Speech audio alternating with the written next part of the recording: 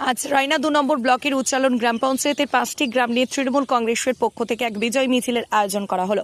নারায়ণপুর থেকে শুরু হয়ে এই মিছিল সাঁকো, মির্জাপুর, ভাষাপুর, একলক্ষী গ্রাম হয়ে একলক্ষী তৃণমূল কংগ্রেসের দলীয় কার্যালয়ের সামনে শেষ হয়। এদিনের বিজয় মিছিল ডিজে বক্স এবং বিভিন্ন বাদ্যযন্ত্র সহকারে বিজয় মিছিলে হাঁটলেন তৃণমূল কংগ্রেসের কর্মী সমর্থকগণ। একথা জানান উৎপল মিশ্র নামক এক তৃণমূল কর্মী। এদিনের বিজয় মিছিলে উপস্থিত তৃণমূল কংগ্রেসের কর্মী সমর্থকরা একে অপরকে সবুজ উৎসবে মেতে উঠলেন। রায়না ২ নম্বর ব্লক বর্ধমান পূর্ব লোকসভা কেন্দ্রের অন্তর্গত। এবার তৃণমূল কংগ্রেসের পক্ষ থেকে লোকসভা নির্বাচনে বর্ধমান পূর্ব লোকসভা কেন্দ্রের প্রার্থী করা হয়েছিল ডক্টর শর্মিলা সরকারকে। বিরোধী বিজেপি প্রার্থীকে হারিয়ে তিনি বিপুল ভোটে জয়যুক্ত হয়েছেন।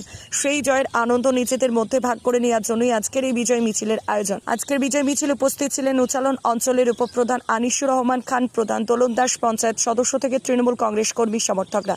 মিছিল থেকে কোথায় শুরু করলো এবং কি কি ছিল বিজয় মিছিলে?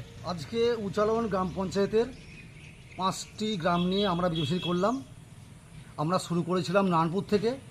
নারায়ণপুর, সাঁকো, মির্জাপুর, ভাষাপুর, একলক্ষী গ্রাম, অলিবাজার হয়ে আমরা শেষ করলাম একলক্ষী তৃণমূল কংগ্রেস পার্টি অফিসে। কি কি ছিল বিজয় মিছিল আজকে? আমাদের ছিল ব্যান্ড ছিল, তাসা ছিল, ব্যঞ্জন ছিল, বক্স ছিল, আর মানুষের ভালোবাসা উদ্যোগ ছিল, আবির ছিল, সবুজ আবির ছিল। আপনার নাম? আমার নাম উৎপল মিশ্র, আমি একজন তৃণমূল কংগ্রেস কর্মী। কাদের উদ্যোগে কোথায় বিজয় মিছিল অনুষ্ঠিত হলো? আজকে আমাদের বিজয় মিছিল অনুষ্ঠিত হয়েছে 5টা গ্রাম নিয়ে। আমরা স্টার্ট করেছিলাম নারায়ণপুর ক্লাব থেকে। নারায়ণপুর, সাঁকো, মির্জাপুর, মাকড়কলা, অলিবাজার নিয়ে আমরা বিজয় মিছিলটা করলাম। কোথায় শেষ করলেন এটা? আমরা একলক্ষী পার্টি অফিসে শেষ করলাম।